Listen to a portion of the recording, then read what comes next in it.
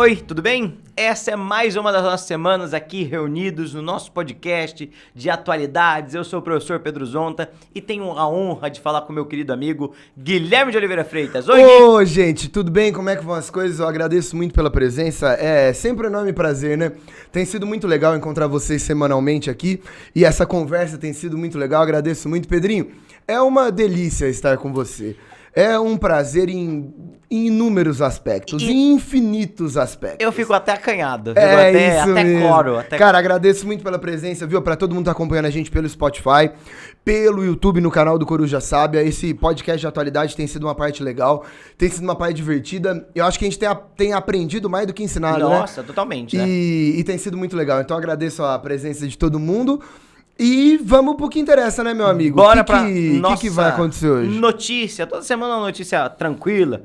A ideia mesmo é pegar uma notícia e a partir dessa notícia entrar na discussão, né? Exatamente, a nossa notícia de hoje, traduzida diretamente do inglês, do portal alemão Deutsche Welle. Cara, você tá muito chique. Oh, a gente é chique, velho. Eu tô achando muito chique. O nosso podcast de política internacional. Ok. Como a economia do Vietnã se beneficia com a política chinesa de pandemia. Olha só. E aí, uma notícia bastante extensa, conversando e apresentando os pontos de como o combate da China e a política que a China manteve de Covid-0, que até hoje, em 2022, mantém-se da mesma maneira, com lockdowns frequentes, com lockdowns extremamente rigorosos por semanas, que impede a produção industrial, faz com que a produção industrial no Vietnã acabe aumentando ao longo do tempo. Uhum. E aí a notícia parte para apresentar quais são os pontos positivos disso para o Vietnã, né? Como que o Vietnã tem conseguido manter um ritmo de crescimento ultra acelerado. Em 2021 cresceu 6%, a expectativa é que em 2022 cresça mais 8%. Cara, é muito crescimento no meio de uma pandemia, né? É muito. Tipo o Brasil, né? Lembra bastante. Lembra bastante. Caramba, é um nível de crescimento extremamente acelerado. Extremamente acelerado e o quanto isso tem alguns elementos ultra positivos. E aí, né, por exemplo, como que isso gera mais riqueza dentro da nação e quais são os limites disso, né? E aí, em relação a esses limites, o Vietnã tem alguns probleminhas. Um desses probleminhas é interesse do Ocidente que o Vietnã seja um novo país ultraprodutor de industrializados no Oriente. Interesse porque ninguém quer continuar com a dependência em relação à China e tudo mais. Problema, o principal elemento, aquele que vai principalmente mandar esses produtos para a China, aliás, para o Vietnã, são chineses. Então, boa parte dos recursos que são usados na industrialização são de origem chinesa, e aí o medo é, a economia do Vietnã cresce, os chineses falam, vocês querem crescer? E se a gente parar de fornecer produtos para vocês? Isso geraria uma crise econômica. Um outro problema, corrupção. O Vietnã tem um problema muito grave de corrupção e a Europa tem um desejo de que o Vietnã seja um parceiro econômico maior. A gente vai falar isso no finalzinho, inclusive. Só que existe um sistema que tenta ser muito fechado politicamente, com a presença de um único partido e tudo mais, enquanto a Europa quer um sistema mais democrático nesse contraponto, sabe? E esses são os dois elementos centrais da notícia, e isso a gente viu essa semana, né? E acho que tem uma série de elementos interessantes pra gente discutir sobre o Vietnã e vizinhanças, certo? Cara, quando a gente resolveu que a gente ia falar sobre Vietnã, eu comecei a dar uma lida e comecei a juntar vários pontos, né, da história do Vietnã, desde lá de quando era parte do Império Chinês, e depois a guerra, e depois a independência, e depois a questão com os Estados Unidos, e hoje a questão com a China, a questão com os Estados Unidos, é uma história muito curiosa, né? Muito. É uma história de muito vai e vem, eu achei uma história de muita instabilidade, você nunca sabe qual é que é do Vietnã, né, o que tá acontecendo. Bom, basicamente, resumindo, quando a gente pega pra falar do Vietnã, hoje a gente determina que, junto com Filipinas, Vietnã é um novíssimo tigre asiático, né? Uhum. Os primeiros tigres asiáticos, coloquei aqui pra não esquecer de nenhum, a gente fala que os primeiros, já na década de 80 e 90, que explodiu, aliás, até antes, né? 70, 80, 90, exato. Singapura, Coreia do Sul, Hong Kong e Taiwan. Uhum. Depois a gente vai falar da Indonésia, da Malásia, da Tailândia. Uhum. E depois ainda, que é um fenômeno muito dos anos 90 e principalmente do século 21, Filipinas e Vietnã. O que é isso? O que é esse processo? Bom, existe um caso de países asiáticos, geralmente são países pequenos, perceba, em países pequenos é muito mais fácil você controlar esse processo do que em gigantescos países. Sim. Então é muito mais fácil ter isso em Singapura. Cara, Singapura é uma cidade-estado, né? Singapura é um lugarzinho do que no Vietnã, que já é mais extenso. O Vietnã, daqui a pouco tá batendo 100 milhões de habitantes, é gigante. Sim, muito grande. E aí a gente tem um processo hoje nessa linha do Vietnã, nessa linha do que tá acontecendo, que o Vietnã passa por um gigantesco processo de desenvolvimento de uma economia de mercado. Então, apesar de ser um país originalmente e ainda oficialmente socialista, é uma economia de mercado socialista de produção industrial, muito parecido com o processo chinês, aliás. Diferente de outros processos como a Coreia do Sul. A Coreia do Sul é capitalista. Capitalista. Por sua essência. Singapura é Capitalista, meu Deus, capitalista. Então, os tigres asiáticos, eles são países asiáticos que passaram por processos de desenvolvimento de produção de mercado, de capitalismo, pelo menos no sentido econômico, e que ao longo, isso começa na década de 60, mas é principalmente na década de 70 e 80, esses países vão viver um boom de crescimento, existindo alguns países que por alguns anos consecutivos cresceram por mais de 10% ao ano. Sim. De novo, o Brasil fez isso uma vez na história, duas vezes na história, e a gente considera isso inacreditável. Eu tô falando de países que estão na marca aí de 7, 8, 9, 10, 11% ao ano de crescimento, e que hoje são grandes potências econômicas e centros financeiros do mundo do capitalismo. De um lado, são países que serão produtores industriais nessa linha de eletrônicos, brinquedos, eletrodomésticos, carros, né? Sim. Ou os carros hoje da Coreia do Sul estão dominando, né? Sim. E carros eletrônicos, roupa também, né? Hoje a chance de você ver uma roupa do Vietnã, da Coreia, da China, né? Mesmo é muito grande. Só que ao mesmo tempo, e isso deve ser muito frisado, esses países vão entrar em problemas, em processos problemáticos que também são comuns quando a gente fala desse processo de desenvolvimento neoliberal. É neoliberal o negócio, né? Arranca direito trabalhista, arranca direito e questões ambientais. Sim. E produz. Só que aí você vai gerar desigualdade social, uma miséria, né? Um índice de problema que é característico dessa política neoliberal. Então, é difícil também elogiar, né? Eu acho que todo ponto que a gente falar aqui é um ponto que gera um problema. Por exemplo, só terminando, aí eu quero te ouvir. Perfeito.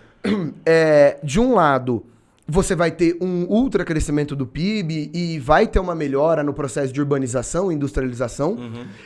E do outro lado, você tem esse problema de desigualdade social. Por outro lado, por exemplo, o Vietnã, quando estava numa política estritamente socialista, também teve seus problemas, né, Pedro? Sim. Cara, teve um problema de fome seríssimo, um problema humanitário complicadíssimo. Então, a gente tem que colocar na balança e é difícil. Eu acho que a gente falou isso desde o primeiro programa. A gente não tá aqui pra falar bem, não tá pra falar mal, nem pra tomar partido, porque os lados são difíceis de serem balanceados. Mas saibam que esses tigres asiáticos, sejam os mais tradicionais ou os mais novos, carregam seríssimos problemas de igualdade social. Cara, a Coreia do Sul carrega problema de desigualdade social. Sim. Ai, a Coreia do Sul, de forma alguma. Os problemas lá são sérios, né? Então, eu acho que tem esse balanço. Fala. É perfeita essa análise, né? Eu ia ressaltar justamente isso, de que é a nossa conversa de absolutamente todos os programas. Existe um elemento que é interessante analisar no processo e, ao mesmo tempo, a gente tem que ter uma postura crítica em relação a eles.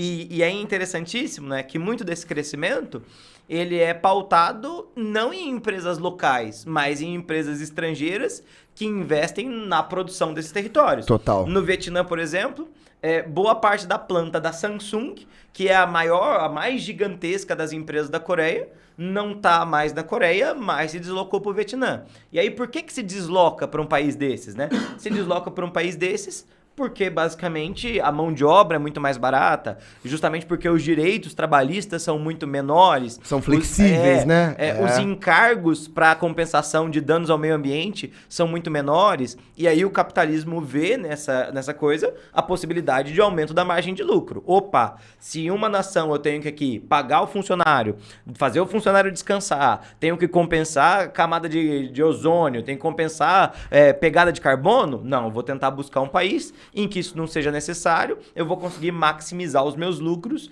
e é nesse sentido que entra o Vietnã, né? Cara, E boa parte dos tigres. Total.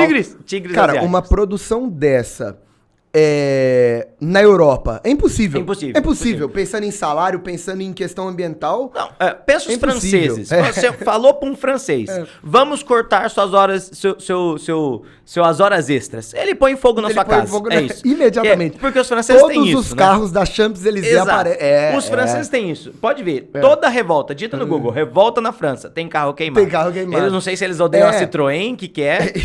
E aí, qual que é o lance? Então é importante, cara, é perfeito isso. O que o Vietnã passa hoje, a história do Vietnã hoje, é uma história de atração de capital e de empresas estrangeiras. Sim. E essas empresas investem exatamente pela facilidade e pelo baixo custo do investimento. Então, é questionável, né? Até que ponto isso é um processo verdadeiramente bom. Sim. Mas, de novo, tivemos casos como Coreia do Sul e Singapura, que, uau, né? Passaram por crescimentos econômicos capitalistas inacreditáveis. Mas o contraprocesso é sério. Hoje a renda per capita do Vietnã é baixíssima. O Vietnã ainda é um país majoritariamente agrário, né? Então, ele tá nesse caminho. Mas ainda é um caminho longo a se percorrer. Sim. Pra gente falar do Vietnã comparado com a Singapura, comparado com a Coreia do Sul. Com a Coreia do Sul, tem chão. Mas esse é o processo. Bom, Pedro, eu acho que é importante, então, a gente fazer um histórico, né? Da onde que veio esse Vietnã, o que é esse Vietnã, pra onde que vai. Vamos. Porque a história do Vietnã...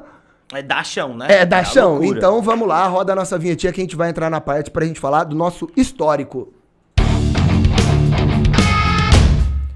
Bom, Pedrinho, as origens vietnamistas são... toda vez, né? Todo programa a gente vai falar, vamos fazer o histórico. Bom, antes de Cristo, né? Lá na Idade Média... Mas eu peguei um histórico, não fui tão longe, não, hoje. Oh, que eu delícia. Vou ser honesto, Nossa, Ai, não. que cansa, né? Não, nada assim, a ver. Ai, lá na fundação, quando Adão e Eva, enfim. Não, em 3.000 a.C. Tinha Tinha gente lá? Tinha, mas lá, tem a ver com a galera de hoje? Não tem. Então deixa. Tem. Nossa. Então, ó. Pra onde que nós vamos? Eu quero fazer uma adendo que acho que é interessante, bem parecido com o que a gente falou da Turquia nossa última semana. No sentido em que também é uma zona de transição. Tá? E aí, quando a gente pensa no Vietnã, o Vietnã tá no território que foi chamado durante muito tempo de Indochina, e tem esse nome porque ele tá sob influência dessas duas regiões fundamentais. De um lado a Índia, ao norte a China, tá? Então, estamos ali no Sudeste Asiático, né? Perfeito. Perfeitamente. E aí? Por conta disso, a gente tá falando de povos que etnicamente têm proximidade com os indianos, mas culturalmente se aproximaram dos chineses. Tanto que, durante bastante tempo, a Indochina inteira foi possessão do grande Império Chinês. Quando a gente pensa em China hoje, a gente falou isso lá atrás quando falou de Hong Kong, um grande sonho da China é que esses territórios um dia pudessem voltar a fazer parte da China antiga por conta da ideia imperial chinesa, tá? Mas, apesar disso, vale a gente destacar que depois do domínio chinês, essa região passou várias partes da sua história sob dominação de outros povos. E aí, o que é bastante curioso, uma influência histórica muito grande dos franceses, tá? Por que é muito interessante? Porque quando a gente pensa no período das grandes navegações e quando a gente pensa na exploração da Ásia, essa exploração está muito associada com Portugal primeiro, depois muito associado com a Holanda, depois muito associado com a Inglaterra, né? E a gente quase nunca lembra dos franceses. Como é que foi parar a França aí, né? Exato. E os franceses foram para lá desde o século XVII. As primeiras missões francesas dessa região são missões católicas. Então você tem os jesuítas, vale lembrar dos famosíssimos jesuítas, que convertem a América toda, também vão converter lá em território asiático. E esses jesuítas vão ter uma questão religiosa, um catolicismo muito forte lá, que vai se opor à elite local, que não aceita tão bem o catolicismo. E aí, sob um pretexto de aproximação religiosa, a França começa a estabelecer suas bases. Fala, ó, tenho missionários jesuítas lá nessa região da Indochina, eu preciso garantir que os jesuítas convertam à religião católica e tudo mais. E aí a França começa a estabelecer bases no processo de fortalecimento do Napoleão III, lá no Império, né, no Império Francês. a França acaba mandando um contingente militar fortíssimo para a região do Vietnã e eles vão conquistar toda a região da Indochina, dominando ali diretamente entre 1887 até 1954, pelo menos formalmente. Então, Perfeito. a gente está pensando do finalzinho do imperialismo, o começo do imperialismo, 1800... O meião, né, do 19. 1887 ao 1954, pós-Segunda Guerra Mundial, como é natural, tá? Bom, essa região é uma região que vai ter uma série de guerras internas, principalmente porque os franceses vão usar aquilo que a Europa sempre usa, que é o racismo. Então, diferenciar os povos. Então, essa parte desse povo é um povo superior. E vocês, povo superior, devem dominar os povos inferiores. Grandes europeus, né? Típico, com as suas maravilhosas ideologias. Típico da ação europeia. Faz isso em todos os territórios, né? Na África, diferencia os negros. Na Ásia, diferencia os asiáticos. Justamente como elemento de fortalecimento da sua posição. E aí, o que vai ser muito curioso? Toda vez que eu tenho essa ampliação da divisão interna da sociedade, fortalecem-se os franceses. Os franceses vão seguir com uma posição muito forte no começo do século XX até a Segunda Guerra Mundial. E aí o que acontece na Segunda Guerra Mundial? A França é invadida pelos alemães, certo? A gente vai ter a construção da famosa França de Vichy. É Vichy, né? O pronúncio. Vicky, já ouvi Vicky, já ouvi Vichy, então, Vicky. nossa. Cara, eu acho que você tem que chamar do jeito que você quiser. A França nazista. A França... Vamos fazer assim? Tem a França nazista e a França que apoia os nazistas, isso, né? Isso, pronto, isso. basicamente. A França nazista. Okay. É a França que apoia os nazistas. É isso. E aí a gente vai ter esse governo que é liderado pelos alemães. Os japoneses vão aproveitar. Bom, os alemães, né? Os japoneses são relativamente aliados na Segunda Guerra Mundial. Muito aliados na Segunda Guerra Mundial. E aí, o que eles fazem? Os japoneses invadem também a região do Vietnã. Então, a Indochina, originalmente, estava dominada pelos franceses. Desorganizou-se o sistema neocolonial, os japoneses aproveitam isso e invadem o território da Indochina, uma das razões pela qual esse território, inclusive, tem bastante reticência com os japoneses. E os japoneses estão naquela fase do império do sol nascente, né? Então vão escravizar parte da população, vão impor questões raciais, se colocando como superiores. De novo, algo que os franceses já haviam iniciado lá atrás, mas os japoneses vão continuar.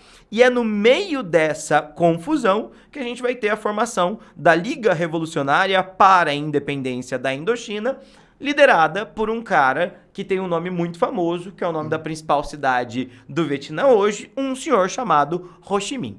Esse Ho Chi Minh, curiosamente, está diretamente ligado com o socialismo, que nesse momento se coloca como um antídoto para o imperialismo europeu.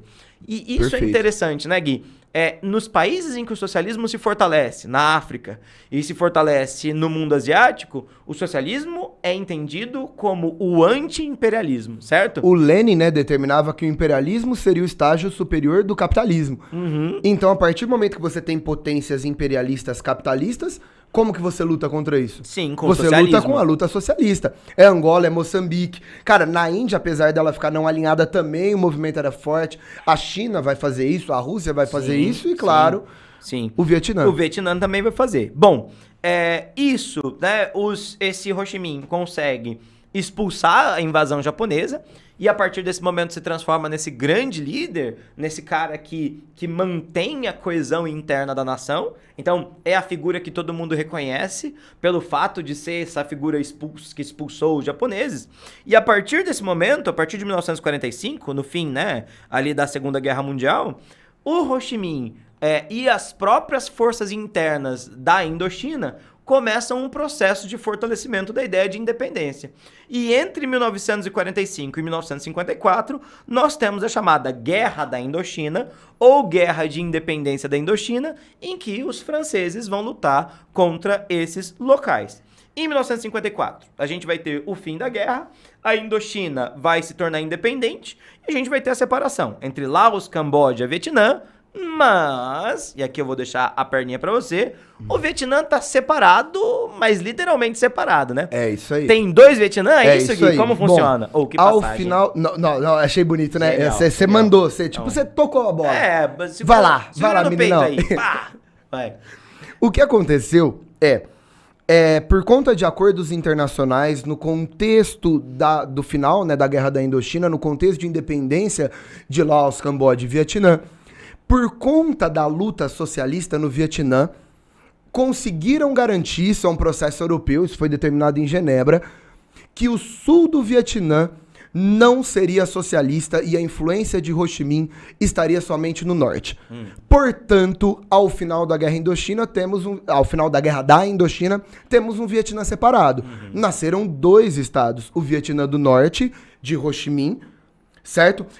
Hanoi, a capital bonita, Hanoi, né? O nome é bonito, né? Bonito, né? Os nomes e é uma são cidadona legais, né? hoje, hein? Nossa, os nomes são muito legais. E aí você tem uma influência socialista no norte. O que foi, cara? Esse meu comentário foi o comentário mais orientalista que eu já fiz da minha vida. Os nomes são Os legais. nomes são Nossa, legais. que interessante. Veja, olha, esses Tóquio, vietnamitas. que nome incrível dos japoneses. Isso, é o Ocidente falando. O né? Ocidente. E aí, qual que é o lance? Temos um Vietnã do Norte socialista e temos um Vietnã do Sul sobre esfera de influência capitalista. Por quê?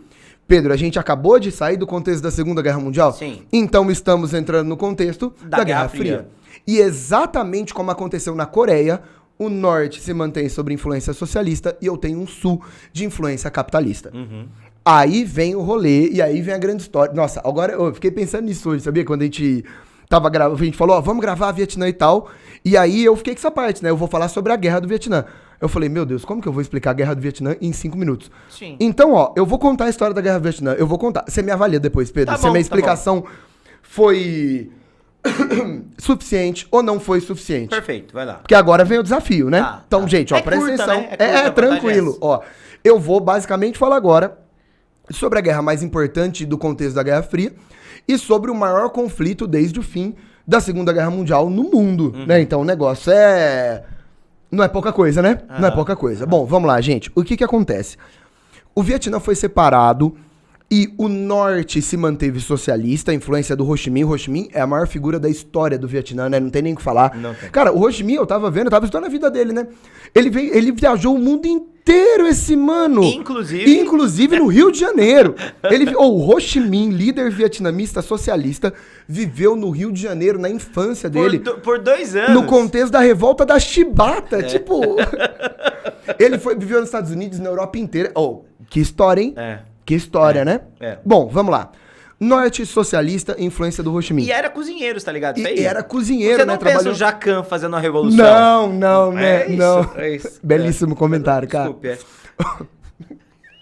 Vai, foca. Bom, enquanto que eu tenho um Vietnã do Norte socialista, o Vietnã do Sul permanece sob influência do capitalismo. Ok. O Vietnã do Norte vai ter muito apoio da União Soviética. Eu vou te contar daqui a pouco que a China e o Vietnã nunca se deram muito bem, né? Sim, perfeito. Bom, o lance é o seguinte.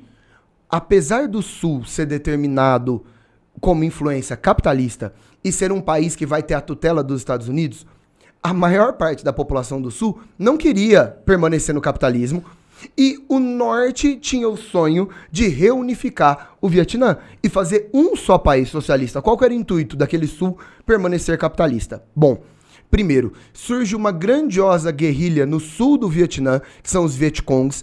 É uma guerrilha muito de fazendeiros locais armados, né? Nos arrozais que fala? Arrozais, bonito, né? Nos arrozais. E também tem um exército do norte mesmo, né? O exército camponês vietnamita, que é o exército do norte. Então, o exército do norte e os guerrilheiros do sul desejam reunificar o Vietnã para tudo se tornar socialista. Então, a gente vai ter muito apoio, tanto de gente do sul quanto do norte, para que ocorra uma intervenção do norte sobre o sul e que tudo se torne um país só. Os Estados Unidos, desesperados, não aceitam. Inicia uma guerra que os Estados Unidos considera a primeira peça do efeito dominó. O Vietnã não pode se unificar como um único país socialista. E isso intensifica quando no começo da década de 60 a gente tem um ataque a um torpedeiro, um navio estadunidense lá no Mar do Sul da China. E aí os Estados Unidos entram forte nessa guerra. Em 61, em 62, 63, existe um nível absurdo de soldados americanos indo para o Vietnã. Gente, a guerra oficialmente ocorre de 55 até 75. São 20 anos de guerra em que ocorre uma luta para unificar o Vietnã. E os Estados Unidos mandam muito exército porque ele não pode deixar que o Vietnã se unifique. Isso depois envolve também o Laos e o Camboja, beleza? A guerra entra nisso daí. E é uma guerra que vai ser muito importante, muito famosa na história, principalmente pela importância da mídia e pelo nível de informação que as pessoas começam a ter. Sim. Lembrando que é uma guerra, isso a gente já conversou aqui. Nossa, minha saúde tá... Relaxa, tá bem. E é uma guerra que ocorre no contexto do movimento de contracultura nos Estados Unidos, sim, né? Sim. Então é uma guerra que tá rolando, enquanto a guerra tá rolando o movimento hippie nos Estados Unidos, tá rolando toda uma luta contra esse movimento militar. E tem essa característica que é muito curiosa, né? Que apela muito pra gente, que é uma guerra ultra desproporcional. Porque a gente tá falando de camponeses, que não são camponeses, são camponeses que lutam com armas de bambu, às vezes, sabe? Versus o exército mais poderoso do planeta Terra. O exército que tem bomba atômica, que usa helicóptero como aliás, cavalo. A grande novidade da Guerra do Vietnã é helicóptero, é muito helicóptero. É a muito grande helicóptero. marca da guerra, Cara, e aí você pensa no Napalm, que é um fogo líquido, no agente laranja, que é algo cancerígeno, usado para desfoliar. É absurdo, né? E o mais louco, fazendeiros, galera lá com o bambu, utilizando das estratégias locais, guerrilhas, contra o exército mais poderoso do mundo. Exato. E o exército mais poderoso do mundo apanha. Exato. Essa é a parte mais maluca, né? Os Estados Unidos, depois de mais de 10 anos de esforços, assim, para dar o sangue, os Estados Unidos não conseguem evitar essa reunificação. E os Estados Unidos não conseguem evitar o avanço. Ele não consegue tomar o Vietnã. Sim. Em nenhum momento os Estados Unidos tomou. E é um nível de morte. A gente tá falando de estimativas que chegam até 4 milhões de vietnamitas mortos. 4 milhões, isso é genocídio, né? É terrível, né? Morreram cerca de 60 mil soldados dos Estados Unidos contra 4 milhões de vietnamitas. Bom, terminando a minha história. Em 1973, em Paris, é assinado um acordo.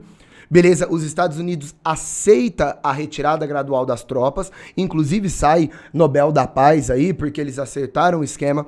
Os Estados Unidos, depois de um esforço incansável, não consegue evitar. Ele retira, ele vai em 2 anos, lá 73, 74, os Estados Unidos retira mais de 90% das suas tropas do Vietnã. E em 75, o Vietnã do Norte toma Saigon, no sul. Ocorre a famosa tomada de Saigon e a gente tem a unificação do Vietnã. Portanto, em 1975, nasce a República Socialista do Vietnã, nasce um novo país no mundo. Depois de 20 anos de esforço para que o Vietnã não se unificasse, o Vietnã se unificou. Sim. Portanto, hoje, oficialmente, o Vietnã é considerado um país socialista, que desde 1975 o norte junta com a parte do sul e temos um país inteiro socialista. Sim. Certo? Sim, sim. Bom, perfeito. Beleza até aqui, Pedro? O que você achou? Achei excelente, cara. Achei foi muito suficiente? bem contado. Não, é excelente. Então tá bom. Obrigado, Pedro. Bom foco ali, cara. Parabéns. Obrigado, cara. Fiquei feliz. Parabéns. Bom, vamos lá. O Vietnã se tornou um país socialista. A essa altura o Ho Chi Minh já havia morrido, beleza? Ele não vê o final da guerra. Ele já havia morrido e o Vietnã começa uma série de processos de, vamos lá, planificação da economia, estatização de empresas e do meio rural, né? Um projeto de reforma agrária, um projeto de controle do Estado sobre a produção de grãos, sobre a produção de bens agricultáveis. E o Vietnã entra num longo processo para tentar criar uma tradicional economia socialista no seu país. E não dá muito certo. O Vietnã, no final da década de 70 e no começo da década de 80, passa por um seríssimo problema de fome, problema humanitário. Muitas pessoas deixam o Vietnã, problema de refugiados, problema humanitário, fome, desigualdade social, muita pobreza. Então, essa primeira tentativa de uma aplicação tradicional socialista, ela não funciona. Lembrando também que em 79, o Vietnã entra em guerra contra a China. De novo, China e Vietnã não são melhores amigos. Sim. E aí o problema... Interessante, né? Lembrar que estão muito mais próximos do socialismo soviético do que do socialismo chinês, né? Até 1986. Em 1986, ocorre uma completa reformulação no Partido Socialista Vietnamita. Políticos reformistas entram no poder e criam o que nós chamamos de Aí, de novo, a nossa pronúncia, né? Galera chama mais de Doi Moi. Aí já vi Doi Moi ou Doi Moa. Doi Moi. Doi Moi é legal, gosto Doi do legal, nome, gostou? gosto do nome. Que é um projeto vietnamita de criar uma economia de mercado socialista. Agora sim, que nos relembra, que nos aproxima do modelo chinês. Do modelo do Deng Xiaoping, Deng lembra Xiaoping, disso? que a gente falou na aula de China. É isso aí. É. O que vai acontecer? Neste movimento, neste processo, o Vietnã entra numa economia de mercado, apesar de manter a sua política socialista, e vai passar por um rápido processo de industrialização, de atração de capital estrangeiro, de desestatização, tanto de empresas quanto do meio rural, e vai passar de novo, aí agora sim, entrando nas características do que a gente chama de tigres asiáticos, ou o Vietnã, de novo, desde a década de 90 e principalmente na década de 2000 e 2010, tem crescido mais de 5, 6, 7% ao ano, todo santo ano. Eu trouxe esse certo? dado, Vamos ver. que legal. Em 2005, o PIB vietnamita era de 57 bilhões de dólares.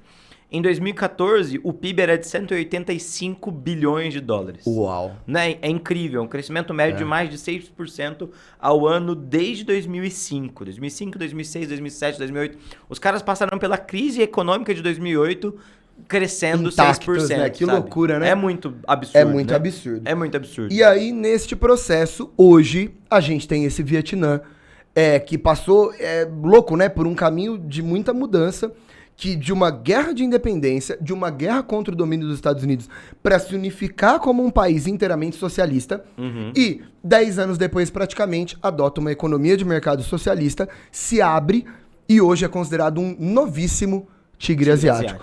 Tem gente que chama, tem gente que fala de novíssimo tigre asiático, tem gente que fala de novo.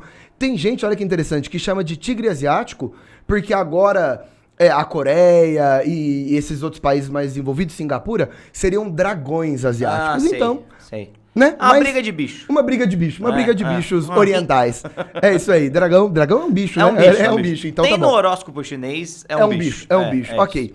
E aí a gente chega até hoje e explica, né, a partir do histórico do Vietnã, como que o Vietnã traçou esse caminho tão interessante. Muito legal, muito Louco, legal. né? Nossa, Louco, incrível, né? cara. E eu pesquisando, vi um negócio legal, que eles têm uma questão de nacionalismo interno no Vietnã, que eles gostam de dizer que eles são a única nação do mundo que derrotou 3 impérios. Porque eles derrotaram a China e fizeram a independência dos chineses, derrotaram a França e fizeram a independência dos franceses, e derrotaram os Estados Unidos e consolidaram a nação sobre a destruição dos Estados Unidos. Sensacional, né? Curioso, né? É verdade, derrotaram França, derrotaram China, derrotaram os Estados Unidos. Né? E o Japão também na Segunda Guerra. Total o Japão nessa coisa. O Ho Chi Minh trabalha muito com essa ideia do nacionalismo vietnamita, né? E Que dentro do exército estadunidense, existe um respeito muito grande à figura do Ho Chi Minh e o Giap, que é o principal general do lado do Ho Chi Minh, assim, que são considerados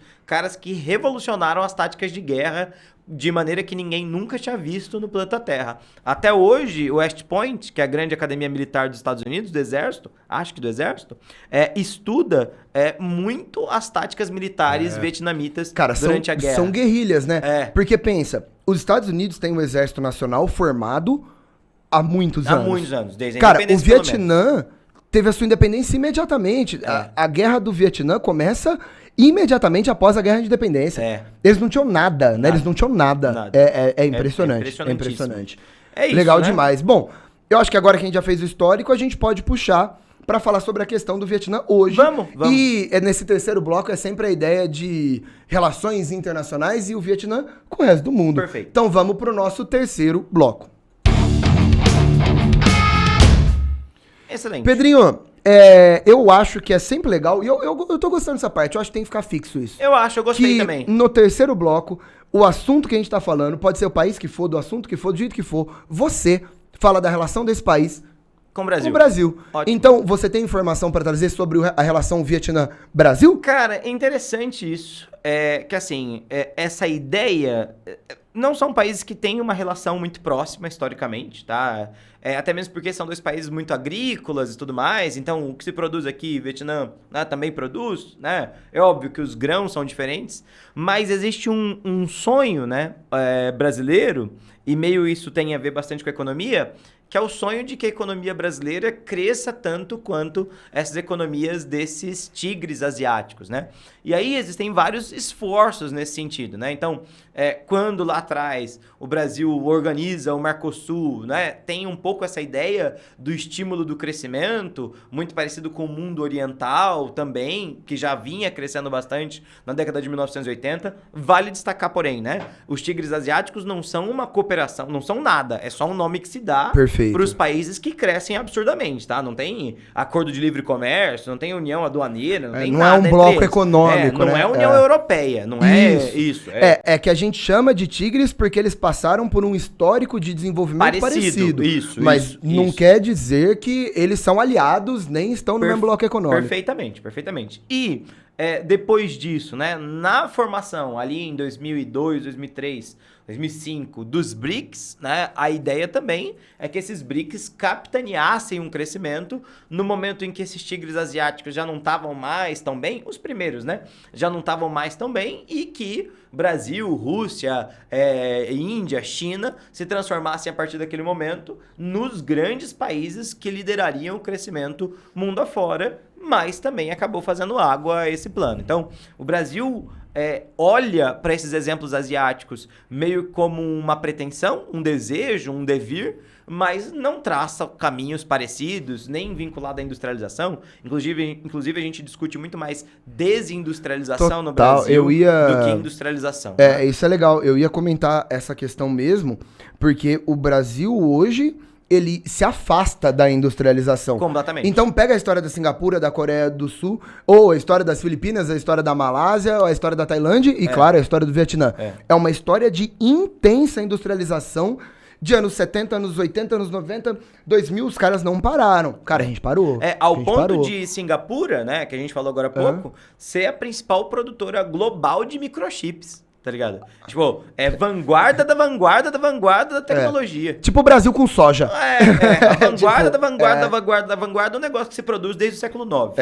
Exatamente. Cara, é muito interessante isso. Como o nosso caminho se afasta, né? Exato. Se afasta, perfeito. Cara, muito legal. E o resto do mundo, Gui? Bom, vamos lá. Agora é interessante, viu? Agora eu acho legal, porque agora vem o plot twist. O programa de hoje termina com plot twist. Cara, o lance qual é o maior problema do Vietnã? A China. A China. Porque, primeiro, a China tem pretensões territoriais no Vietnã. Eles têm uma fronteira, o norte do Vietnã dá no sul da China, e essa fronteira vive com problemas de quem que é de quem.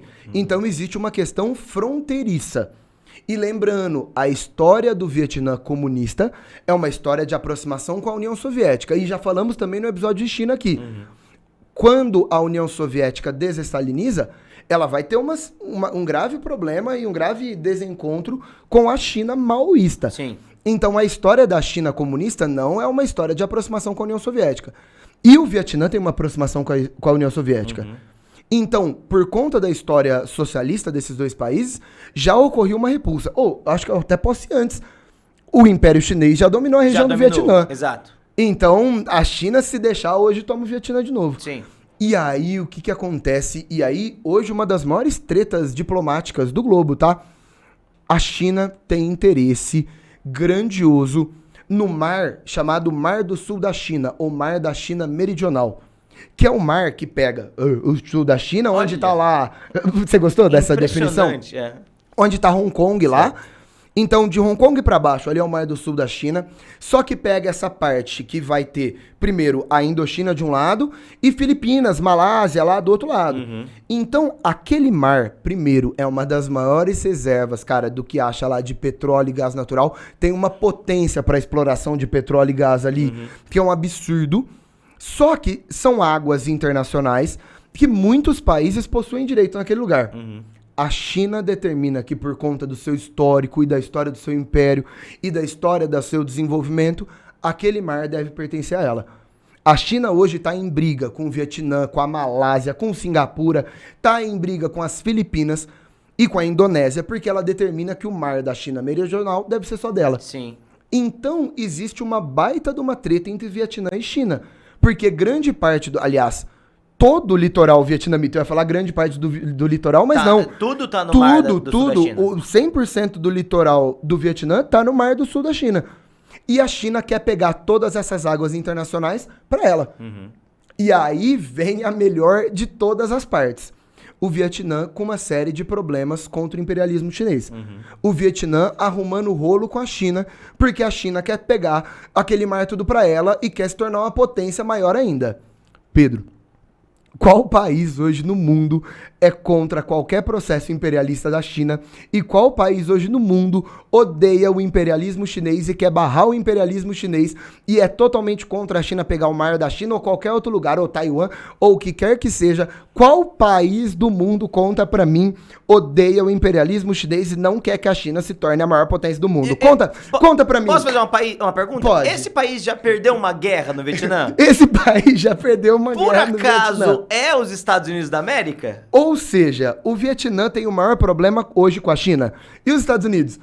Com a China? Também. Também. Adivinha quem tá se aproximando? O inimigo do meu inimigo é o meu amigo. Adivinha quem tá ficando amigo? Estados Unidos e China. E Vietnã. Hoje, o país que mais se aproxima do Vietnã nas relações internacionais diplomáticas é os Estados Unidos. Ou seja, 20 anos de guerra, a maior guerra do mundo da Guerra Fria, a maior guerra da história do pós-Segunda Guerra Mundial, inimigos mortais, a maior vergonha da história dos Estados Unidos. Hoje, cada dia que passa, Vietnã e Estados Unidos estão mais próximos. Por quê? Porque ambos são contra o imperialismo e o expansionismo chinês. E aí, por conta dessa situação no Mar da China Meridional, ou Mar do Sul da China, o Vietnã tem problema com a China, Estados Unidos sempre tem problema com a China. Sim. E aí, Estados Unidos e Vietnã estão se aproximando no contexto da diplomacia internacional. Pã, né?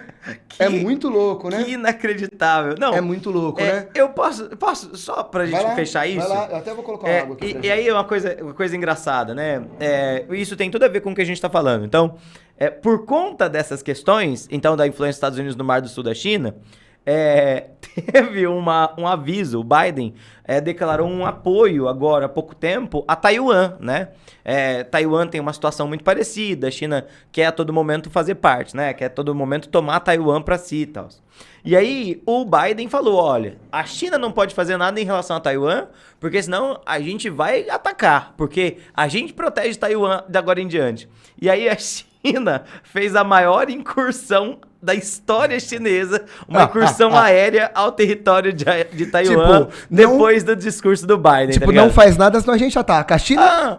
Vocês vão atacar então? E se os meus aviãozinhos mandaram uns 50 avião, né? Exato. Cara, 50 muito caças. Absurdo, é muito absurdo. Mas isso mostra justamente o poder da China nessa região. Cara, tem eu tava lendo sobre isso, tem uma história muito doida. Olha a China. A China é muito imperialista também, né? Não tem o que fazer. Também. Cara, sabe qual é a principal atividade do Vietnã no Mar do Sul da China? Pesca. Pesca. Cara, a China, olha a China. A China manda barcos da guarda costeira naufragar esses navios de pesqueiro. Tipo, aí tem um monte de imagem que é um navio pesqueirozinho e o outro navio jogando água nele. Sabe? Tipo, bota mangueira no navio pesqueiro. Mano, deixa o cara pescar, o cara só quer pescar. Então, assim, estamos num processo que existe essa... A China tem se tornado um inimigo comum pra muita gente, exatamente por conta do tamanho. Né? Exato.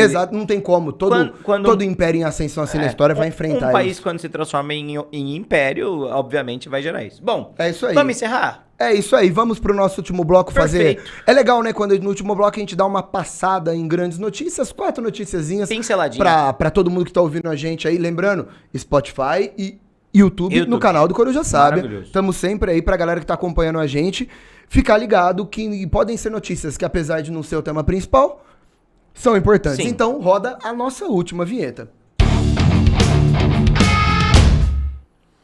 Pedrinho, eu começo? Pode começar. Eu começo, então. Então eu vou pegar 2 notícias aqui pra você comentar. Tá. Aí eu comento uma, você comenta uma, você comenta uma, Perfeito, acabou. perfeito. Então a primeira notícia é da BBC. É. Guerra na Ucrânia. As 20 milhões de toneladas de grãos que país não consegue exportar. Agricultores ucranianos têm 20 milhões de toneladas de grãos que não conseguem fazer chegar aos mercados internacionais.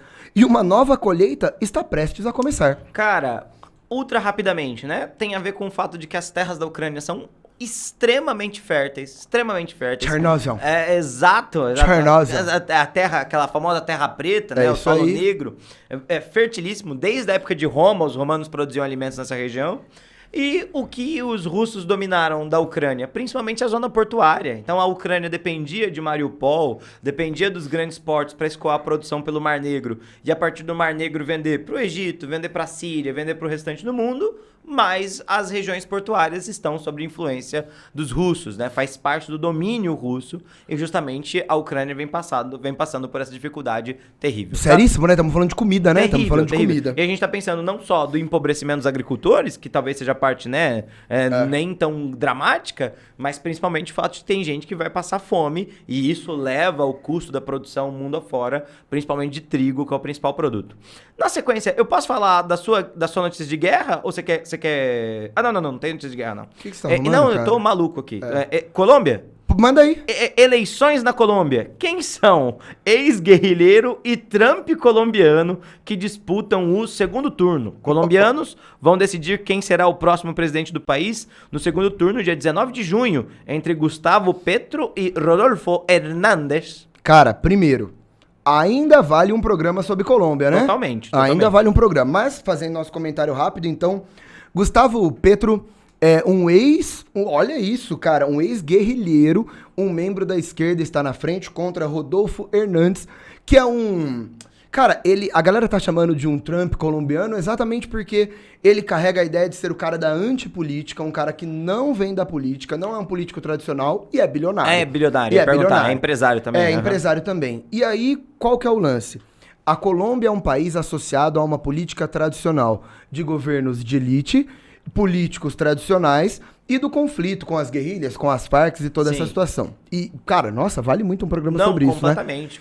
E o que aconteceu? Por conta deste processo, nessas eleições a situação mudou, demonstrando a insatisfação da população, e a esquerda tá na frente da Colômbia. O partido de esquerda, muito provavelmente, tá segundo as pesquisas, deve ganhar. Gustavo Petro, que é um ex-guerrilheiro, ele é economista, ele tem ganhado muito apoio em políticas sociais, né? Políticas públicas, políticas sociais na sua campanha.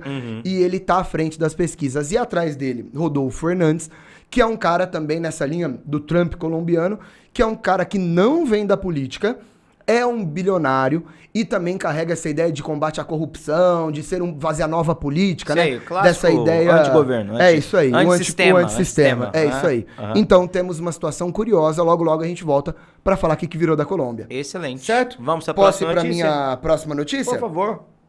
Também da BBC, tá? Estados Unidos tiveram mais de 2.000 ataques a tiros em escolas desde 1970. Os Estados Unidos tiveram mais de 2.000 ataques a tiros em escola desde 70, ou 1 a cada 9 dias. Cara, eu trouxe essa notícia justamente porque a gente teve 3 notícias, né? 2 notícias muito grandes agora, recentemente, de um problema gravíssimo nos Estados Unidos, que eu acho, inclusive, que é um dos temas que a gente deve fazer até o fim do ano. Com certeza. Falar sobre a questão armamentista nos Estados Unidos, sobre a NRA, sobre, né, emendas constitucionais e tudo mais. Mas é essa coisa terrível, assim, de um país que é muito militarizado, né, muito com essa liberdade do acesso às armas muito grande, e que tem dados que são terrivelmente acusadores em relação a isso, tá? E aí, por que eu tô falando isso? Porque quando a gente compara com a Austrália, por exemplo, que também tinha um índice terrível de violência por conta de armas até a década de 90, um ataque em escolas na Austrália fez com que os australianos passassem as primeiras leis de regulação em relação a armamentos.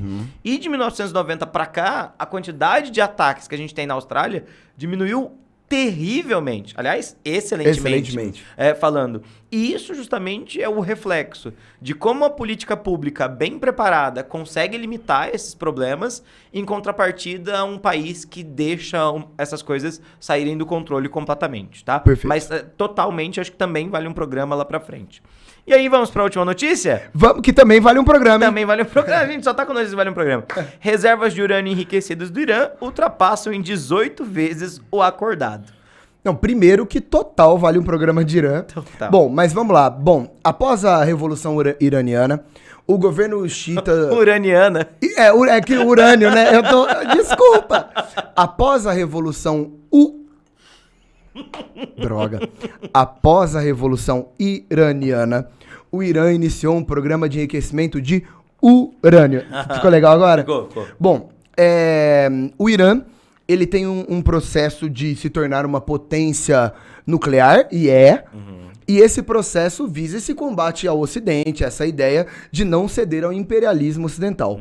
Bom, neste contexto foi assinado um acordo de não proliferação de armas nucleares e de conter o nível de enriquecimento de urânio entre o Irã e potências ocidentais, como a OTAN, né, a Europa e os Estados Unidos. Acontece que em 2018, o Trump, muito louco, falou, vou sair. E a partir de 2018, quando o Trump saiu, o Irã falou, então tá bom, não vou cumprir. Bom, e aí saiu o último balanço. O limite estabelecido por Irã no urânio de 30%, que ainda não é o perigoso para arma. É usado para energia, né? Mas ele era um limite de 202 quilos. O Irã estabeleceu que não estamos perto da meta. 3.809 quilos. Perto. É perto, né? É perto. Então, o Irã foi determinado que ultrapassou 18 vezes o limite imposto. Isso é um problema, porque isso, de novo, é uma corrida nuclear. Isso dá problema, a gente sabe disso. Sim. E o Irã tem enriquecido cada vez mais urânio com maior porcentagem. Acima de 30%. Chegando perto de 90%. O de 90% é pra fazer bomba. Então, temos um alerta ligado aí nessa questão do Irã. Muito interessante. Feito? Excelente. Acabou. É isso, né? Tá bom também, né? Falamos, hein? pra Rapaz, caramba. como Nossa fala, como é que senhora, pode, né? Eu tô cansado. É isso aí. Pedrinho, eu agradeço muito, viu? É muito legal estar aqui com você, eu aprendo muito. Agradeço muito pra todo mundo que acompanhou. Lembrando, toda semana, quarta-feira, 19h15, tem episódio novo no Spotify e no YouTube do Coruja Sábia. E a gente se vê sempre lá. Feito? Até gente, mais. muito obrigado, um abraço e até semana que vem. Valeu, tchau, tchau. Tchau, tchau. Tchau.